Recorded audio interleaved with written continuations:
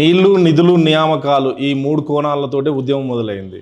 కేసీఆర్ వచ్చినాక ఆ నీళ్లు నిధులు నియామకాలు ఏ మేరకు సాధించాం సార్ మనం?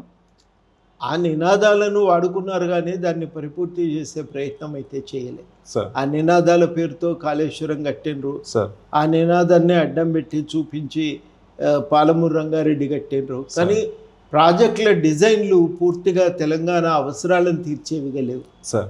తెలంగాణ అవసరాలను తీర్చటం కన్నా కాంట్రాక్టర్ల జేబులు నింపటం, కమిషన్లు పొందటం ఇది పరమావధిగా లక్ష్యంగా ఆ ప్రాజెక్టుల డిజైన్లు జరిగినాయి, నిర్మాణాలు జరిగినాయి.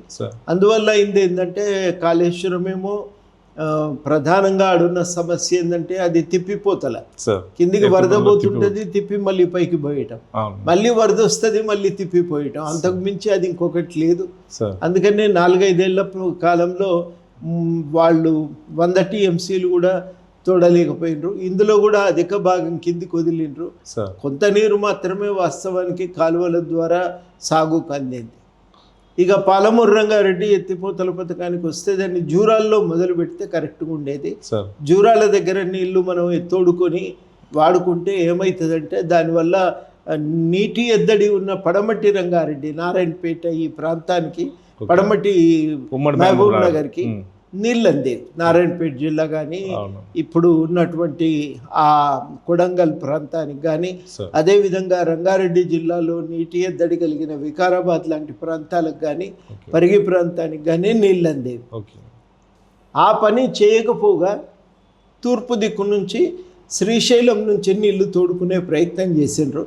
ఆ నీళ్లు కింది నుంచి తోడుకొని రావాలంటే అవి నిల్వ ఉంచాలి. అందుకని కల్వకుర్తిగా ఆయకట్టును పూర్తిగా విధ్వంసం చేసి మళ్ళీ చెరువులు నిర్మించారు.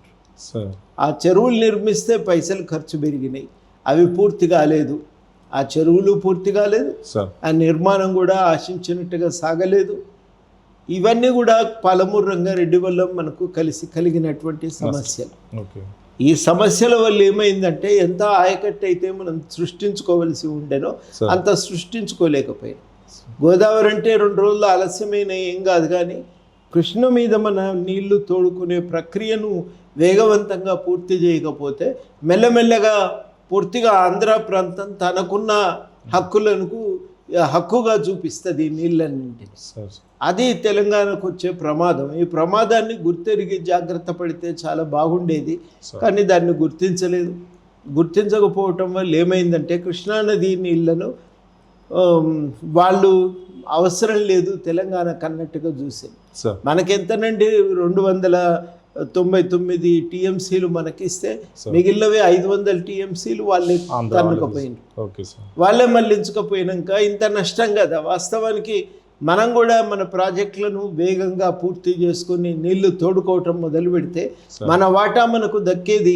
న్యాయసమ్మతమైన వాటా కోసం కొట్లాడటానికి కూడా మనకు అవకాశం మిగిలేది. ఆ పనులు చేయలేదు, చాలా నష్టం జరిగింది. ఉద్యోగాల విషయానికి వస్తే ఏంటంటే ఖాళీలు భర్తీ చేయలే. వాళ్ళు 1,07,000 భర్తీ చేస్తామని 90,000 కూడా భర్తీ చేయలేదు.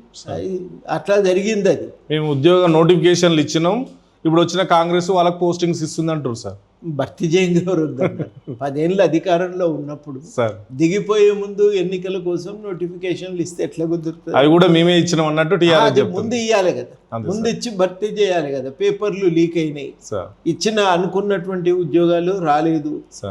ఇది జరిగినటువంటి సమస్య.